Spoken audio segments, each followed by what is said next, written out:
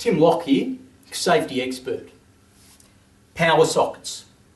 One of the most common forms of electrical outlets in the workplace. And to be safe around them, we always got to make sure that they are switched off at the wall, okay?